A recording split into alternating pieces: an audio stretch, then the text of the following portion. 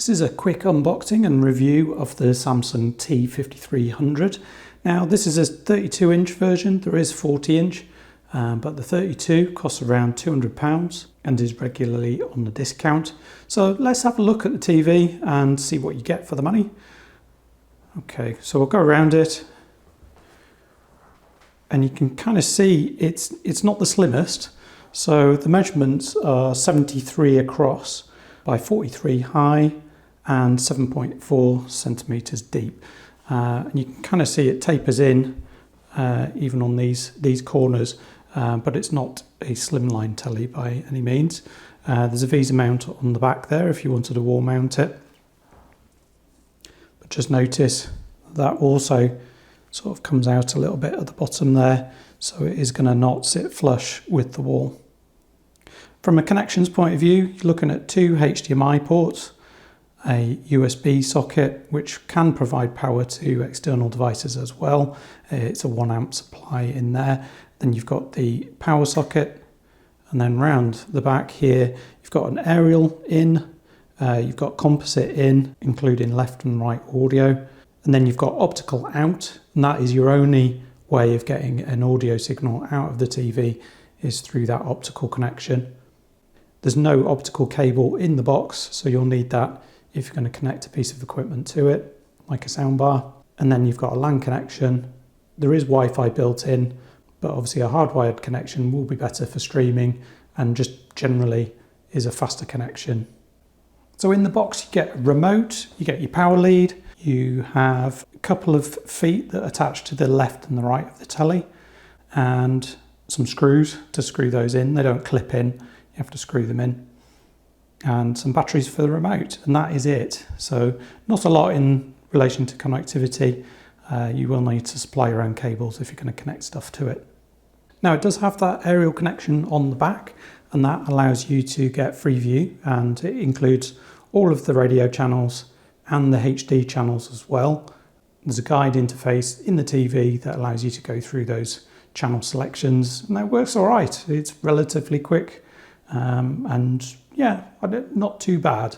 I think typically on cheap TVs, the user interface is quite slow and clunky. On this particular Samsung, it's not bad. I've seen a lot worse. It's not the best. It doesn't compare well to a flagship model. What I would do is just recommend, see how you go, and then maybe add in a Fire TV stick. The 4K ones are great. They have a lot of processing power, and using the apps on the Fire TV stick is a lot more slick than it is using the TV. The app selection isn't bad on the Samsung. You do get all the usuals: Netflix, YouTube, Disney+, Amazon TV. There are a few missings, but in general it's pretty good. But if you are pairing it with something like a Fire TV stick, then that bridges those gaps. There's a couple of 10-watt speakers underneath, and now those aren't great at all. I would say they're really tinny. They're relatively large. To say that the TV is so deep, they've had the opportunity to include some half-decent speakers there, but they certainly didn't, and the sound quality is poor. So I would say look at getting some speakers for it. I got some edifiers, and I'll do a review of those in an upcoming video, so keep an eye out for that. But if you are going to get a soundbar, just be aware that there's not much clearance from a counter up to the bottom of the telly. It's only a few centimeters. I'll put it in the description exactly how much. So a lot of the soundbars are a lot higher than that, and they're a lot wider than the spacing of the feet. So you're going to have to measure that up carefully. Maybe raising the TV up to get the soundbar underneath if that's what you want to do, which is why I went for a different option for mine. Like I say, the only way to get sound out of this is the optical out, so just bear that in mind too. When you look at 32-inch TVs, there are very few that actually run at full HD. This is one of them, thankfully. So this is full HD at 1080p, not HD ready at 720p, and you do notice a difference. So that is one of the reasons why I bought this, as well as it being on the cheap side. The actual picture quality is pretty good for the price. If you compare it with a flagship model, then yeah, you're not going to get the same quality. But for the money, the picture quality on this is pretty damn good. The setup of the whole thing was straightforward. So I set it up onto Wi-Fi, that was no problem. Then it downloaded a big update, and that updated, I guess, all of the internal firmware, including what they would call the media hub, where all the apps for accessing streaming live. Then you can install any apps that are missing. So there may be one or two in there. A lot of them are pre-installed. All the common ones that you would want, like Netflix or YouTube or BBC iPlayer, those are all on there out of the box. Signing into those apps and using them, absolutely fine. Had no problems with any of those.